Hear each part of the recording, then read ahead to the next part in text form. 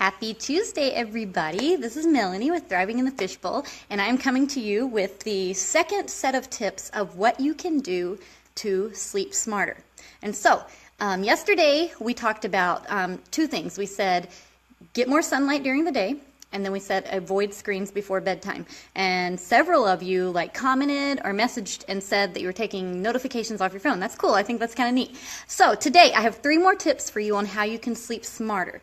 All right. And so number 1 is have a caffeine curfew. Okay. Now, if you're like me, caffeine means a lot of yummy things like chocolate. I'm not a big coffee drinker, but tea, you can go on and on and on. A lot of people like soda that has caffeine in it.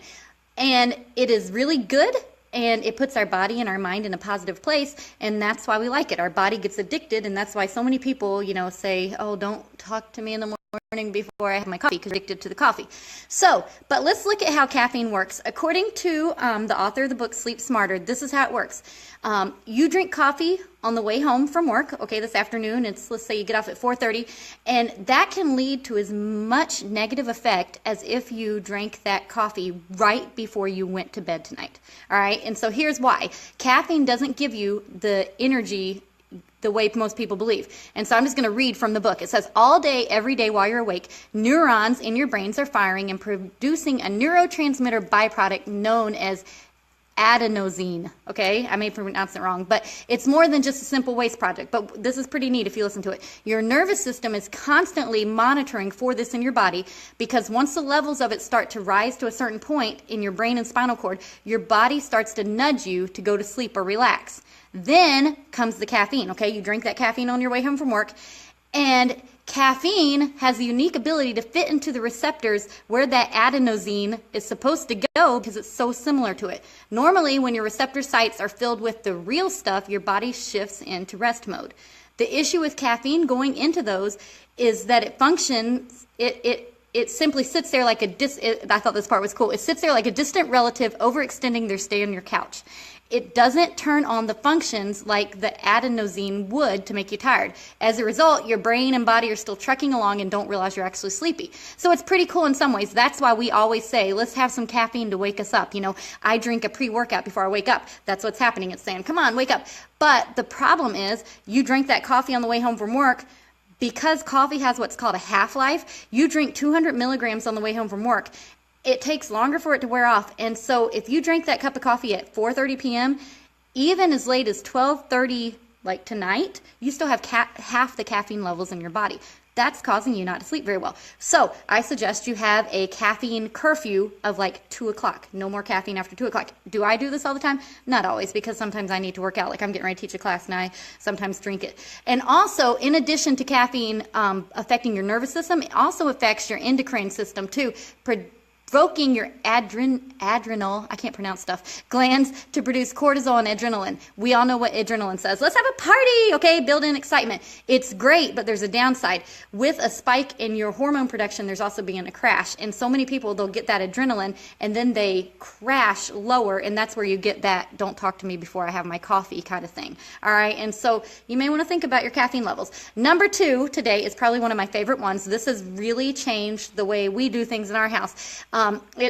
It's talking about being cool at night when you sleep. And something called thermoregulation heavily influences your body's sleep cycles.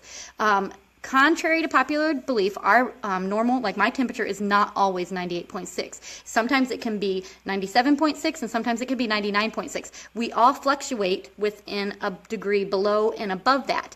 So here's the problem. Your body temperature cycles for that, and when it's time for your body to rest, there's an automatic drop in your body temperature to initiate sleep. However, insomniacs actually have a higher natural temperature before bed. These are people who can't sleep at night. You all know that. The studies also revealed that those same insomniacs had higher levels of anxiety, probably worrying about whether they could sleep or, having stress over it. And stress contributes to higher body temperatures. And so here's the deal. You need to keep your house between 60 and 68. You don't want to go lower than 68, and you don't want to go lower than 60 and higher than 68. So if you keep your house a little cooler when you're sleeping, then you will sleep better. And I find this so true in our life, okay? So here are some tips. You can set your thermostat to 68 or, anywhere from 60 to 68. If you notice you have trouble sleeping, try taking a bath like an hour and a half to 2 hours before bed. It sounds like it would be counterintuitive, it wouldn't work, but your body temperature, it's kind of like we give our kids baths before bed. Don't they sleep awesome? It's the same idea. Your body regulates it, so by the time you go to bed an hour and a half later, you're going to sleep better. Also, you know how they make heating mattress pads? They make cooling mattress pads. You can get one of those. That will help keep you a little cooler and you sleep better. And then if you have trouble like saying, oh my goodness, it's so cold, we keep our house at 75. We don't. We keep ours at 66. But if you keep your house that warm and you're thinking, I cannot sleep in that cold, psych yourself out and put socks on your feet. It really does work, okay? I can't stand to sleep with socks on my feet because I run hot. But, okay, and then finally, so today we have get a caffeine curfew, be cool when you're sleeping, and finally the last one today is change your gut to fix your sleep. Okay, and it really does matter what you eat, okay, because it kind of works backwards. It goes, what you eat affects your sleep, and how much sleep you get affects what you eat, because we all know that when we are tired, we tend to eat junk, right? Okay, and so it's like this vicious cycle, we're not sleeping, so we're eating junk, so it's causing us to not sleep, and we cannot get out of the cycle. So I am going to put a list on my blog for you of foods that actually have good sleep nutrients. And there's a long list. I can give you a few of them: selenium, vitamin C, potassium, calcium, vitamin D. And I will put a list on my blog with the foods that give you that. Also, there's been the author of this book talks about a big correlation in better sleep with magnesium. Now, I do not take magnesium, but he has a whole blog that you can listen to about it, and I will link that to my blog as well. And so, just think about those things. So far, we have 5 things that help us sleep. Actually, tomorrow probably is my favorite too, so make sure you watch tomorrow. So we have get more sunshine during the day. We have avoid screens before bedtime. Have a caffeine curfew. Be cool. And that is a huge one for us, okay? I cannot say enough how much better you'll sleep if you cool your house off. All right, and then change your gut to fix your sleep. You've got to eat the right foods. Avoid the processed stuff. It's just the same thing as if you're going to get healthy and lose the weight. It helps your sleep. It all works together for our health.